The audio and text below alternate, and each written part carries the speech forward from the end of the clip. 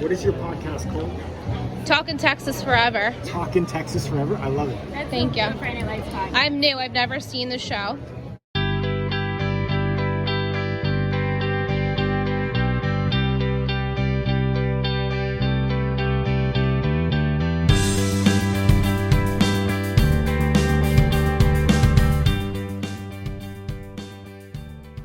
Welcome back to Talkin' Texas Forever, a Friday Night Lights podcast. I'm Michelle. And I'm Liz. We're discussing Season 3, Episode 3, How the Other Half Lives. Original air date October 15th, 2008. Written by Patrick Massett, John Zinman, and directed by Dean White. So the summary and the 4 words I gave you: angle, offer, ribs, and Nemo. Makes sense now, right? Yeah. Eric continues to feel frustrated by the town of Dillon, while Tammy befriends Katie McCoy. Julie and Matt connect again. Tim and Billy work on a money-making scheme, while Lila is yet again let down by Tim. Yeah, she is. Is Tim still swoon-worthy for you this season? Or Yes. has it gone down a little bit? No. He still is? It hasn't changed for me. Okay. Just checking. For It's you? like No, I still have the hots for Tim Riggins. Okay. But I wanted to take a temperature check and see how we were doing with him. You know, it's good to check in how our crush We're is doing good. We're doing good. All right. So we open with the Riggins, Lila and the Colettes. They're all out to dinner, and we see Billy struggling to pay for everything, and he is very quickly running out of money. So on their way home, Billy informs Tim of his new business ventures because he needs to make ends meet and prepare for this upcoming wedding. So we come to find out that this week's venture involves stealing copper wire, and he asks Tim to help him. And Tim reluctantly agrees to, but he tells Billy, listen, I know you want me to help you, but I have to be done by 8 p.m. to go to the team barbecue. So they get to the site, they load up the truck, and then Billy gets greedy and wants to take more because Billy needs more money. And of course, Tim tries to put up a fight, but of course he wants to help his older brother. They load the truck up, and he ends up standing up Lila and missing the team barbecue. So what'd you think of this whole Riggins deal? Well, I'm disappointed. Yeah. You Do you know. understand it, though? You understand it, right? Absolutely. Absolutely understand it. I wanted Billy to be better, and then Billy brings down the brother. It was very reminiscent of the OC for me here. Yeah. Yes. So, I mean, while we have compared Tim and Ryan, obviously they're not the same, but they have some similar background and qualities. It was really heartbreaking for me to watch, and I was disappointed, like I said. But you know, it is what it is. Billy needs the money. He apparently can't get another job that will pay him any money. I know. I was thinking about Questionable. this too. I mean, we'll see what happens with Billy, but there's got to be other options. This just maybe is the easier way, but it's not easy at all. Maybe there's more money in this than if you Yeah. were to get whatever. He was doing work when we first met him. Whatever that was, I don't remember. But then I remember him being like, yeah, I got let off, or they fired me, or I quit. So it's unfortunate to watch that and to watch them struggle so much. And weddings, even in Dillon, not cheap. Not cheap at all. So I get it. Your girl can relate. Your girl can relate. I can relate. But just to go back to, because I was thinking the same thing about, this reminds me of Ryan and Trey, but Billy's so much better than Trey. Oh, absolutely. And at least you feel for Billy. I don't think I really felt for Trey. No, and I think we start out meeting Trey as though he is a criminal. Right. And with Billy, you think, okay, he's just maybe lazy, can't hold a job, but not a criminal, even though now he is doing some illegal activity. Yeah. And then bringing his kid brother, who has so much potential, as we know every episode. Tim, you have so much wasted potential, and now Tim is getting involved in there. and therefore this is ruining a part of his now newfound relationship with the girl that he's been dying to be with. It's really bad. It is really bad. And Billy's like, you got to go to college and you got to show up for football. But Billy's like, you're I need your enabling help. him not to. Right. Yeah, that's what really sucks about this. So Lila continues to try and help Tim with school. All he wants is for her to hang out with Billy and the Klutz later on that night. So Lila's hesitant because Mindy and Angela hate her. So she thinks. Well, but later she's not wrong. I know, right? So later that evening, they arrive at the Riggins house and they have beer. Angela automatically snubs Lila when Lila tries to give her a beer. And Mindy says, I have my vows and I want to recite them so everyone can hear.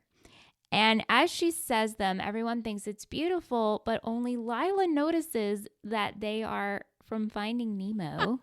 I love and it. she laughs and thinks it's a joke when it very much was not a joke. Yeah. I mean, she had no chance here. She really didn't. Ooh. And so then Mindy and Angela get so upset by this, they storm out along with Tyra. It was very funny.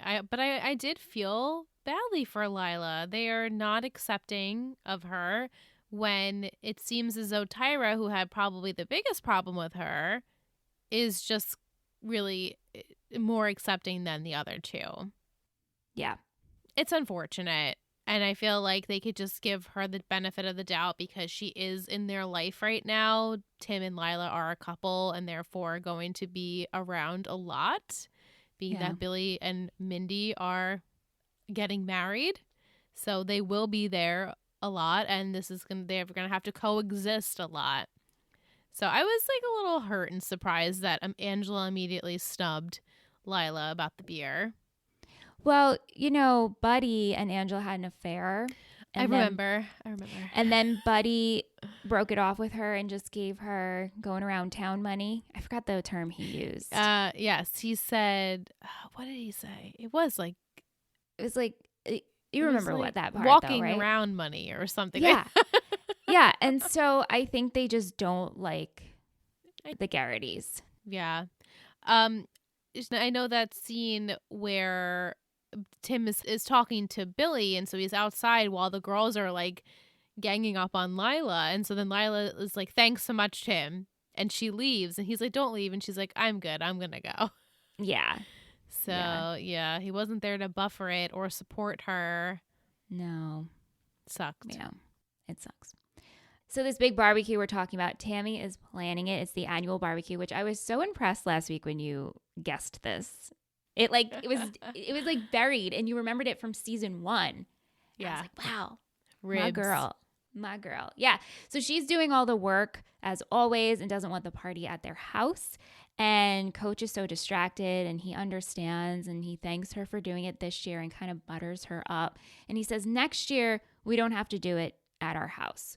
So Tammy heads to pick up the ribs at the grocery store and has issues with the butcher, and she meets Katie McCoy, which at first they have kind of a rough start, but she ultimately tells her she wants to get involved with academics and she has money to spend and she likes to get people to spend their money.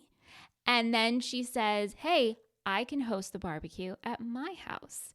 So Tammy gets home. She's super excited. She just met Katie. She fills Eric in, and he's not happy because of his pride.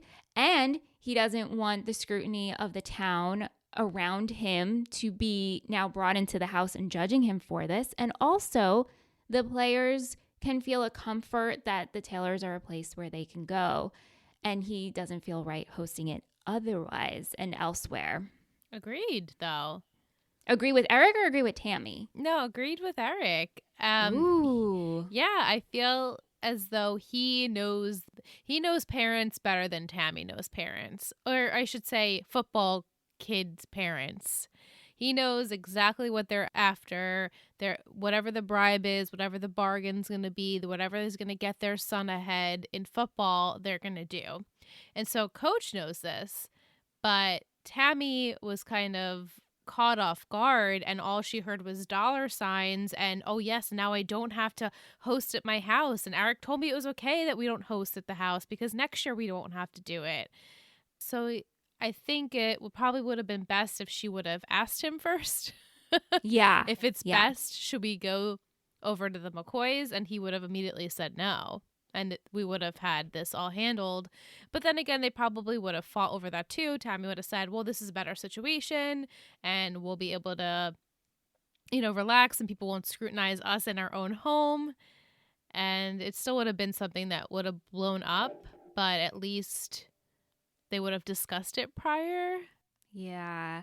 Well, we've keep seeing it. I mean, this is the 3rd episode of season 3. Like, these two are not communicating. They're very distracted with their own issues. Mike wants to know, will Tammy and JD's mom, Katie, become friends? I think temporarily. I don't think this is like a end game type friendship relationship. I don't think they're gonna be at the end of this show buddy and at each other's kids' weddings. I don't think that's gonna happen.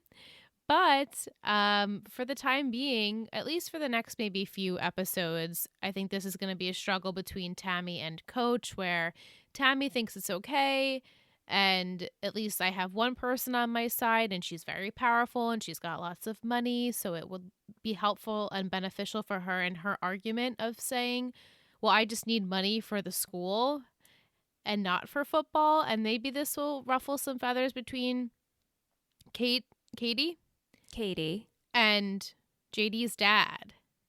So maybe it would be women against men, football against academics. But no, I don't think this is a long-term friendship. I think whenever they decide to leave, whenever that is, I don't know if that's after season 3, if that's in the middle of season 3. Hey, I mean, JD could stay for the entirety of the rest of the show, but I don't think they'll be friends. I think it's just a thing for now. So we arrive at the McCoy's house, and it's huge. So big. It's ridiculous, right? And they have valet parking, which Coach refuses to take part in this. So we get pockets of the party from different perspectives. We have Coach sticks to himself in the beginning. Tammy's pulled in by Katie and the women. Lila is hearing stories about Tim, and Matt and Julie are off together, and Matt continues to rant to Julie, and then they go into JD's shrine, it seems. All his trophies are out, and we see JD walk in and kind of put them in their place, but also join in on the whole joke of it. Yes, but also maybe a little bit embarrassed and hurt that they were talking shit about him. Yeah. So I think he was probably oh, they're talking about me behind my back. I'm right there. Let me say something to kind of butt in, but also pointing fun of how ridiculous my little league trophy that everyone gets shrine, on the shrine is. But also a little bit I'm a little upset that you were making fun of me. Right. Yeah, because he makes the joke of, oh, my diaper is also bronzed. Do you want to see it? And we see that Matt is frustrated because earlier we see him in the cafeteria with Landry, and Landry's just going over JD's stats. And he's like, Matt, we got to get you an angle. We gotta pitch you so you can remain the main QB1.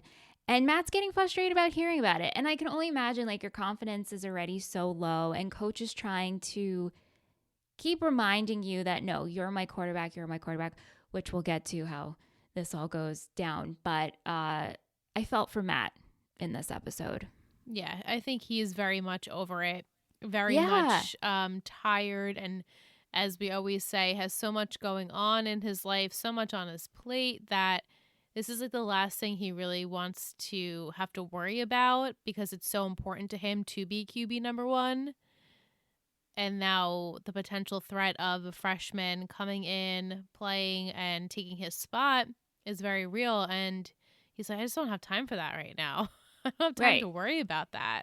He's got, the whole grandma situation too. Yeah. So he one thing should be easy, but it's not. And that's sad. It's really sad.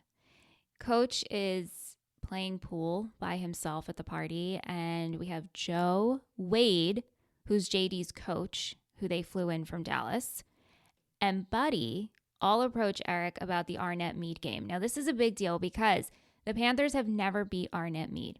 Even when Jason Street was on the Panthers, they have never beat this team. And so they're trying to get out from Coach how they're going to go about the gameplay, and is there a possibility of putting JD in? And Coach says again, he knows Matt Saracen. He knows how he plays. He plays well with the team. Doesn't know JD. So again, this leaves Coach frustrated. And after the game, we see him back at home with Tammy after the party, and they're making small talk. And Tammy, she's pleasantly surprised with the party. She's like, I can't believe how big their house was. And she's trying to make small talk. And Coach just says, which I told you last week, this line of he misses the coach's wife. And she says, I can't wait to meet the principal's husband. Touche. I loved it. Touche. Right? Touche. I love that whole exchange. And I was on obviously Coach's side when he left the room saying, I don't know JD. I know Matt. So please stop pressuring me. Just trust my judgment. I know what I'm doing here. After last week's news of Smash having a walk-on at A&M, Corinna, she decides she's going to take a second job to pay for his college. Meanwhile, at the Alamo Free, Smash gets offered a higher position. And so the company is expanding. They need a regional manager when this comes with a $10,000 raise, a company car. This is me picturing myself working at Cold Stone at 19 years old and them telling me you'll get a $10,000 pay increase. Like what? I make by the hour. What are you talking about? And a company car. What? Well, I guess if he's a regional manager, he'd have to travel to different locations, right? This sticks with Smash because he already doesn't like the idea that his mom has to get a second job. And then he hears this and he's like, all right, you know what? I think I'm going to take this. So he expresses to his mom that he's going to take this job. And she goes, absolutely not. Absolutely not. You will go to college. You will play football and I will support you. This was the best damn scene of the whole episode. Can you agree? Absolutely, yes. Were you crying? Because I was crying. Of course. Oh my God. You know what I even love? I just love something about her is so cozy to me. I know she's a hard ass, but she's like a great mother. And then when she walks in with the groceries and she's like, Miss Noni, you better get off your butt and help me unpack. And I was just like, I just love this woman. I love her. She is just perfection she's just perfection. She is. And so I was really surprised. I wasn't surprised. I shouldn't say that. But the fact that Smash, just solely based on the income, was not even going to go to college anymore, just to make some extra money, to help his family out. And then he says to his mother, okay, well, I'm going to pay you back. And she's like, absolutely you are. Yeah. When you are done with your school and when you become something of yourself, yes, you can pay me back. It was just really good. It was so good. So I many know. emotions. I know. Whenever we have family Williams scenes, it just like the best. Kills me. It kills me. Yeah. I was just like, oh my God, Corinna, you're the best. And when she puts her glasses back on, she's like, you will pay me back. You absolutely will. And I actually want to see you play football. Yeah. I love it. All right. So we get to Friday's game. And at first we see some really great plays from Matt and for Tim. But in the last 2 minutes of the game, we think Matt is going to make this touchdown. And while he does, he lost control of the ball. He loses grip. And Arnett Meade wins. This is so fucking devastating. It's because they were actually really close. It wasn't like they were beating them by it was a long shot for them to win. No, it was so close. And Matt needed this so bad. He needed a win so bad. And I mean, the Panthers and Coach did too, but Matt really needed it. And we saw throughout the game, Coach and Matt talk. And he's like, do you have another one in you? You got this. And I'm like, all right, we're doing really good. And then just lost grip. This broke me. It truly broke me. And the entire town is in an uproar yet again because now they are losers And nobody is happy about this because, as we know, I don't have to tell you, this is the main focus of the entire town. So if they're going to lose, people are going to shit on you. And they're going to put for sale signs at your house. I was shocked. I was like, oh, I thought this was not their house. I was like, what is happening? And then I'm realizing, oh my God, the town put for sale signs saying, like, tailors, you need to get out because you're not doing us justice here. Yeah, so that was how the episode ended, when Coach and Tammy go home and they have for sale signs all over the lawn. Yikes. And we have this beautiful scene. No words are said, but, Tammy consoles him, tells him come back in the house, motions for him, sits down with him, and just puts her head on his shoulder. Like, I'm going to comfort you right now. Here I am as the coach's wife. It was very, very heartfelt. And you can tell he is beyond devastation. Like, of course. He's like, what do I do here? I am at a loss and I can't seem to get a win.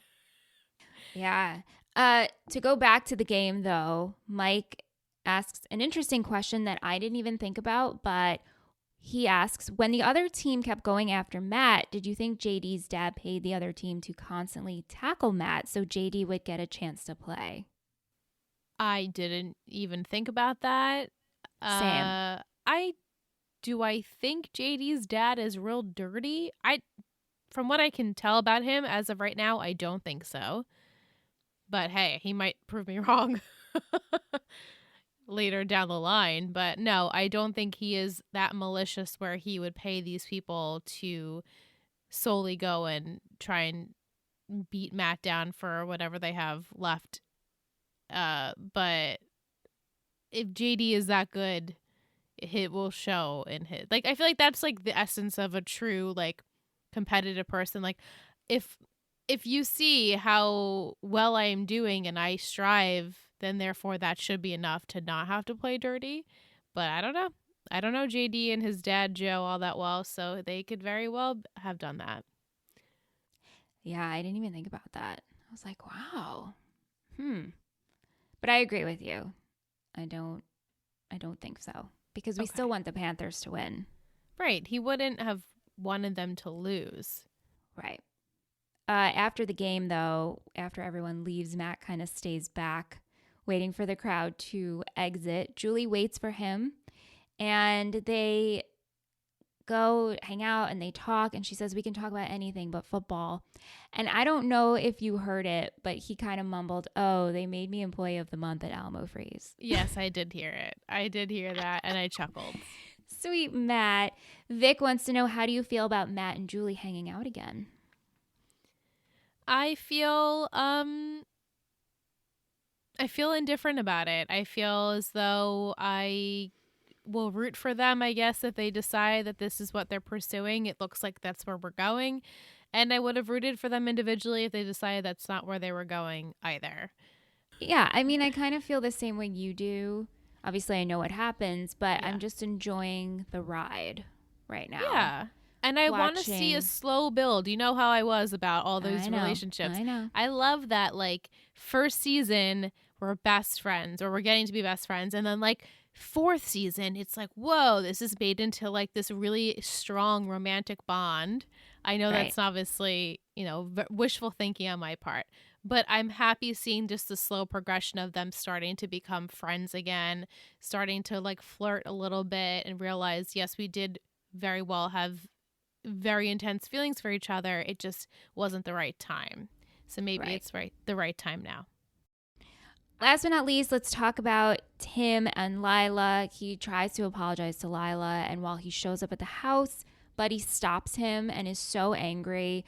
Earlier in the episode, Buddy continues to give his concerns to Lila about how he feels about Tim and how he doesn't want her to get hurt, and how come you're going to this party alone, and back in my day, the boy accompanied the girl, and blah, blah, blah. But Lila, she tells her dad, go back inside. And she talks to Tim and says, do not make a fool out of me. I am doing everything to stick up for you and believe in you. And Tim says, I won't. And we don't know if Tim will tell Lila what's going on. Do you think he will come clean? We didn't see that exchange happen. I think he eventually will, because this can only go on for so long of them stealing copper pipes. Like, it's not going to be a very lengthy job for them. I think, obviously it's illegal. So Right. they can't rely on this solely for their money. So I think eventually, yeah, he'll have to tell Lila. I liked actually all of the Tim and Lila scenes in this episode. I really enjoyed the library scene. Oh, adorable. I was studying. swooning. I was swooning for once. For them as a couple, I just thought it was very sweet. And I did like this scene as well at the end where she's like, "Don't make a fool of me." And I'm like, yes, that's exactly what you should have said. Not like, "We're done. You stood me up." Like, she understands. Obviously, it had something to do with Billy. Then it was more important than heading to the dance. Like, she's kind of past that. Like, she knows he has other priorities in his life, which is very mature. To realize that you're not the sole focus of someone's life, especially at 16 or 17 years old. So I really enjoyed her telling him, "Don't make a fool of me. I understand you have stuff going on, but like, don't let this affect the perception of who I am and who I know I can be within a relationship." And they do say girlfriend. He says girlfriend in this episode. Yes. So Yes, they he are does. official, and they are kissing in front of people. Like, it's a full thing. It's going on. It's happening. Like, yes, I enjoy Tim and Lila in this episode as well, but did he get scrutiny for not attending the team function? This was for the team. Like, this whole barbecue was for the Panthers to get ready and have, the get together before the big game. I guess it doesn't matter because in the past, I feel like we would have seen him get in trouble by coach. Right. And I mean, maybe we just don't see it. Yeah. But also Coach Yeah. has now at this point a lot on his mind. And so maybe it was insignificant. I mean, it's Tim's senior year. Like, this is it for him. This is the last time he's going to play Panther football. So if he missed out, then it's his own fault. And I think, Yeah. He has to take responsibility for that. And Lila understands that. And I'm assuming Coach would also understand. He wouldn't be happy with it, but I think he would just be like, "Well, it's your own fault. I can't babysit you anymore. I can't hold your hand." Mike asks, is Billy done stealing or will he do it again? Will he get caught? He should get caught. I don't want to see him in jail, but he should get caught. I don't think he will ever admit that his brother helped him because that's not the type of person that he is. He's not going to throw him under the bus. But I think he will probably do some time for this. A little bit of time. I don't know about how much time. It's not like, he killed someone. But he might go away for like 6 months to a year. I don't know what the punishment is for the crime at this point. But I think there's a very big chance that he will go away. And then what's Tim going to do? Because he's going to be living by himself and he's going to figure shit out there. So yes, my prediction is Billy will get in trouble and he will do a little time. Yeah. But Tim will not. Okay. We'll see what happens. Will, he wants to know who has a better chance by end of season, Matt and Julie or Lila and Tim. Somebody asked this question this season. Are you sure it was this season? I don't think it was this season. Really? I think it was last season. I thought I just asked this question. You but- asked who do we like better, Tyra and Tim or Lila and Tim? Oh. Only because I just happened to listen to last week's episode. So I know that you asked me that last week. Oh, okay. But if I had to predict who would end up together by the end of season 3, I guess it would be, that's a tough one. Yeah. My heart wanted to tell me Matt and Julie, but I also think that if they're going to be going away to school type thing, maybe that wouldn't happen.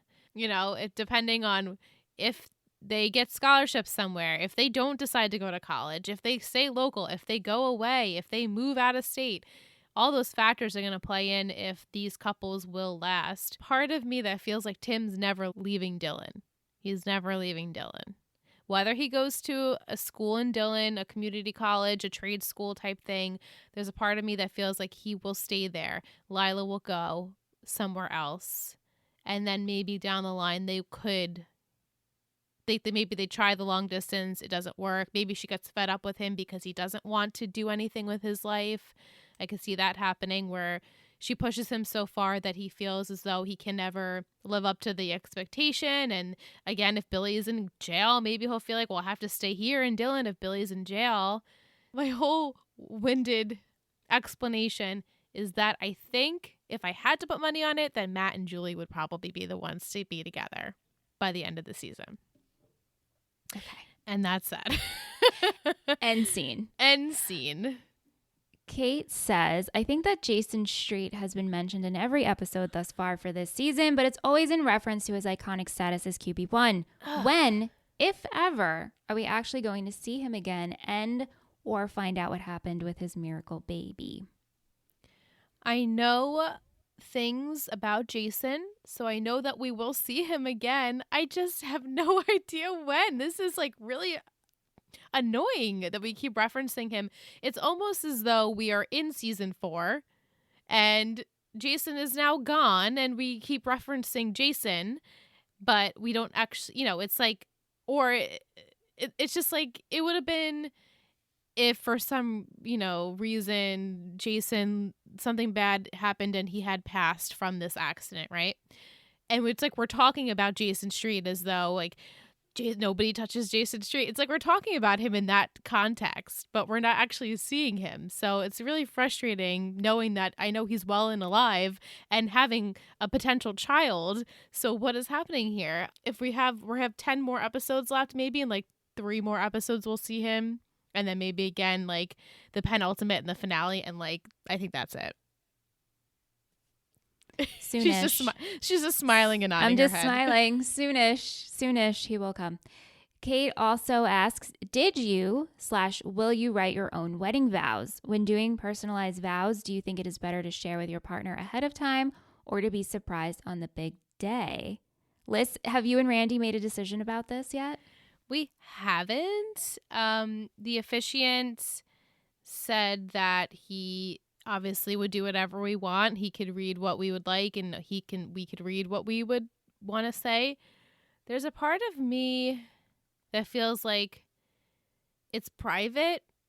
And I know you feel this way because you guys did this as well, but I feel like I could very well write him a 2-page letter of my vows to him and nobody else has to hear it. You're there to see us join our love and our families and officially become a married couple because we love each other.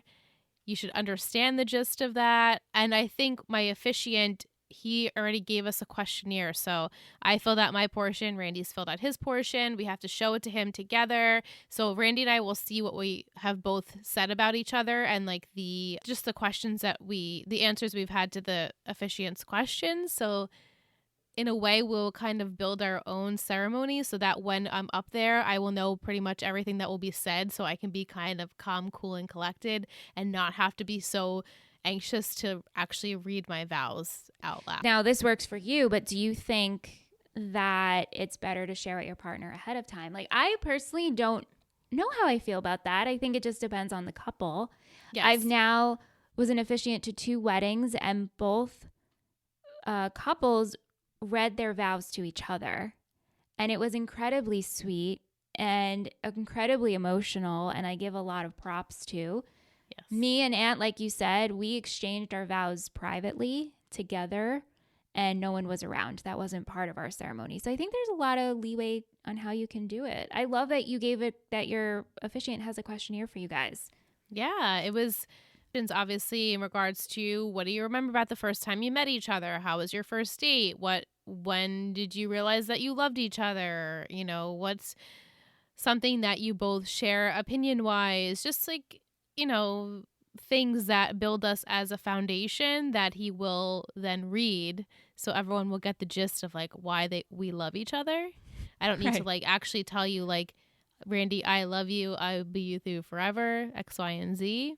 Because I feel And like it's like a given.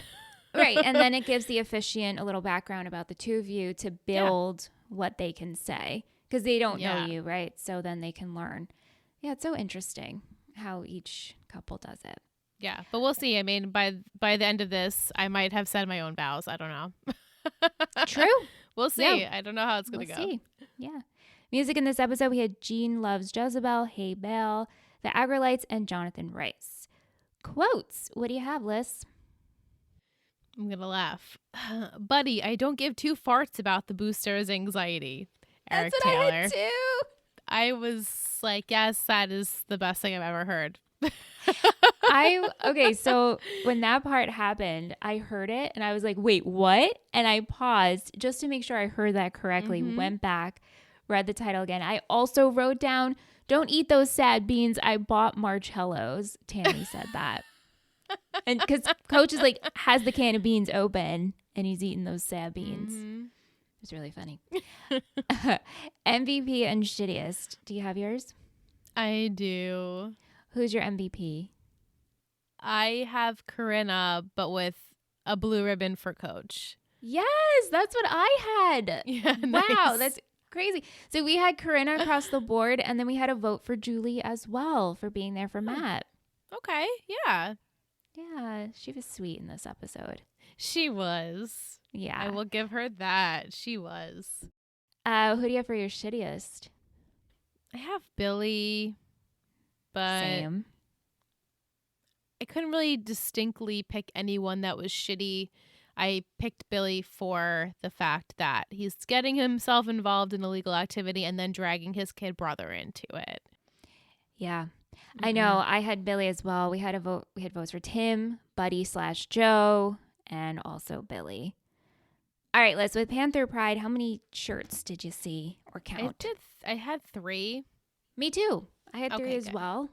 Yeah, and we had a range between 1 and 3 that people counted and sent to us. So I think we're all in the right ballpark.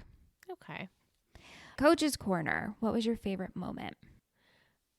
The moment where Matt says, I don't know JD, I know Matt, and I'm going to stand up for Matt and not listen to all of you people. Yeah, that was mine as well. Oh, okay, good. Yeah, no, that was, I really, really loved how Coach believed in Matt in this episode and continues to just, well, now we'll see what happens moving forward. But yeah, really sad. But just like trying to build up, it's like, you're my QB. I don't know, JD. Like, don't worry about that he has this coach from Dallas. Like, don't worry about that. You're my quarterback. Right. Okay. I respect that. Yeah. Let's go into a booster of the week list. Who are we supported by this week?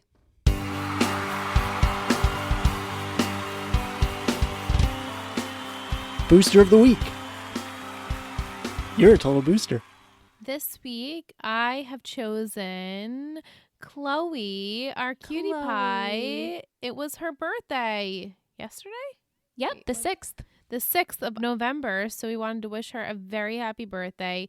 We just wanted to say thank you so much for being a part of our network. It's been quite a numerous amount of years now that you have supported us. We love when we get to see you on the Discord chat and when you're participating in, just our patron events and things like that. So just wanted to shout you out and say thank you for your support. It does not go unnoticed. Cutie. Thank you, Chloe. All right, Liz. Which emoji should we pick for this episode? Should we do a fish or is that not like Nemo? Oh, I see. Fish. I'm like, because it might not look like Nemo, so maybe it wouldn't really make sense. There's that copper wire. I typed in earlier ribs. Is there ribs? There isn't. There's like a bunch of different kind of meats. Could we do better than this? Is there a trophy? There is a trophy. All right. So send us a gold trophy. This will stand for JD's all his awards, but really what it stands for is how good this podcast is and how much you love it and is the MVP of all podcasts. Yeah. Toot, toot, toot. There goes our horn. But what we want you to do with this emoji, we want you to stick it in an Apple Podcast review and rate us 5 stars if you haven't already. It means the world to us. It helps our show grow. And then you can become the Panther of the Week. We'll shout you out. We'll read your review on air and we'll post you on our stories. And like, who doesn't want that, right? Yeah. You would, right, Liz? Wouldn't you want to be the Panther of the Week? Sure. Yeah. It really just makes us happy and giddy. So please do so. And if you have already, thank you so much. We appreciate it. But we do have a Panther of the Week.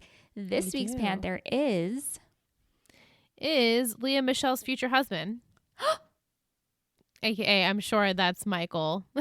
I'm thinking it has to be Mike as well. I'm thinking it has to be. 5 stars. This podcast is a total Betty touchdown. Liz and Michelle truly make you feel like you are a part of their family. They love hearing questions and comments from listeners, which they incorporate in their podcasts. This is one of the things I like best about them and sets them apart from other podcasts I've listened to. To me, it shows that they truly value their listeners and want to hear from them. Like the other shows Total Betty Podcast Network does, Liz and Michelle give their true and honest opinions about every episode and are not afraid to call out plots they don't like. If you're a fan of Friday Night Lights, especially a fan of Tim Riggins, then you will love this podcast. If you always wanted to watch Friday Night Lights, then this podcast is perfect for you. And also, Liz is a newbie. As someone who has seen the show, you can listen to Liz's predictions and laugh when she predicts something crazy, or as a newbie, you can make predictions along with her. Either way, this is a podcast you don't want to miss. Keep up the good work, ladies, and keep the episodes coming. Thank you. Very sweet. Leah Michelle's future husband. Wow. Isn't Leah Thanks Michelle so much. married? Just saying. Yes, I believe she is, and has a child. And with child, yeah. But we'll There's, take the review. Here's hoping one day, right? Yeah, just for you, Mike. Thank you so much. That means the world. You're the Panther of the Yes. Week. Thank you. Woohoo! All right, Liz. I'm going to give you a look into next game's playbook. Episode 4. Hello, goodbye. Oh, God. All right. Yeah, the 4 words: battle, starter, farewell, and cowboy. Oy. If y'all are interested, we do have a virtual podcast. It's not a virtual podcast, a Visual. visual. It's a visual podcast. You can watch us on YouTube. Link is in the show notes. I think it's in the show notes. I say this every week and I always forget to link our YouTube. I'll make sure to do it this week, I promise. But if you're interested, you could just search for us. But Liz, what do you think with those 4 words? Okay, well, I mean, hello, goodbye. It seems as though someone is leaving. Oh, is it Smash? It's probably Smash, and I'm sad to see him go, only because I have a feeling that we won't go back to that. I think maybe Gaius will be on the island, and I'll be so sad because I love him so much. What college was this that wanted him? Well, he has a walk-on, so we don't know anything at A&M. A&M? It's Texas A&M University. Okay, so he's going to go there. They're all going to be proud of him. They're going to give him a farewell send-off because he deserves it. Coach, it's going to be a moment with him and Coach. He's going to be super proud. I'm not looking forward to that, actually. I think I will be crying. Oh my God, does that mean that we're never going to see Corinna again? It's our live show next week, too. So we'll get to You're right.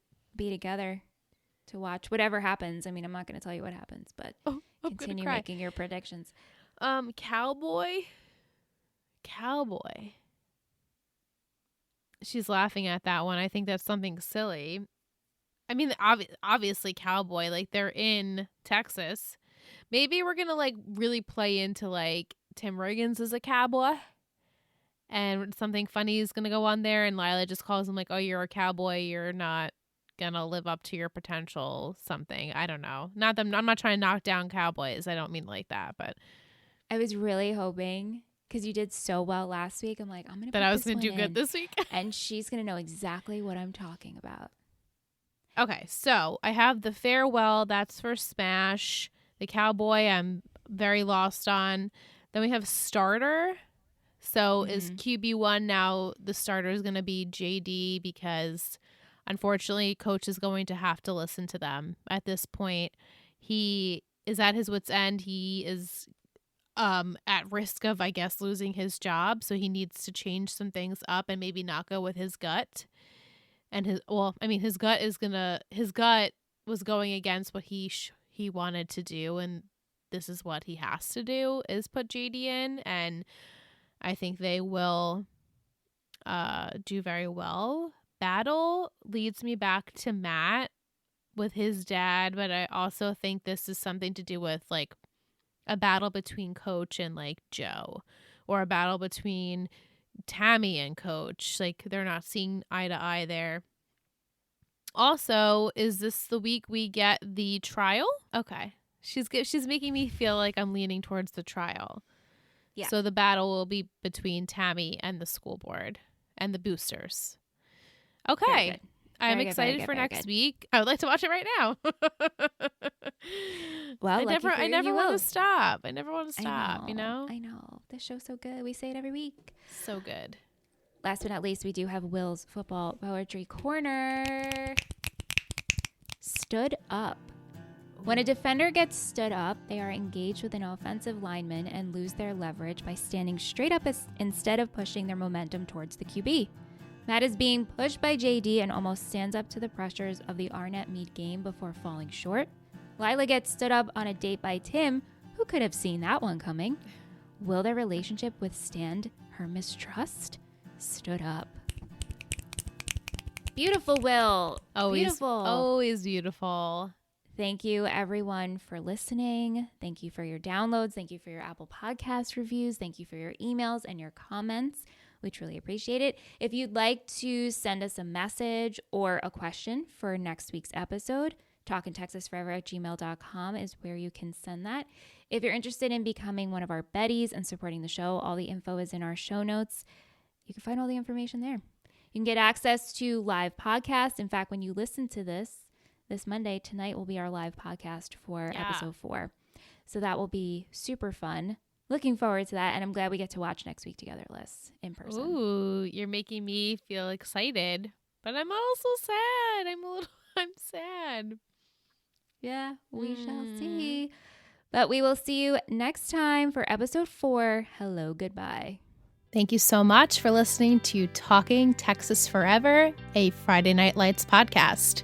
You can email us at talkingtexasforever@gmail.com. If you're interested in seeing what we do with this show and all of our others, head over to Instagram at Total Betty Podcast Network. This has been a Total Betty podcast, produced and edited by Michelle Rubenstein and Alyssa Tenio, music by Anthony Vocora.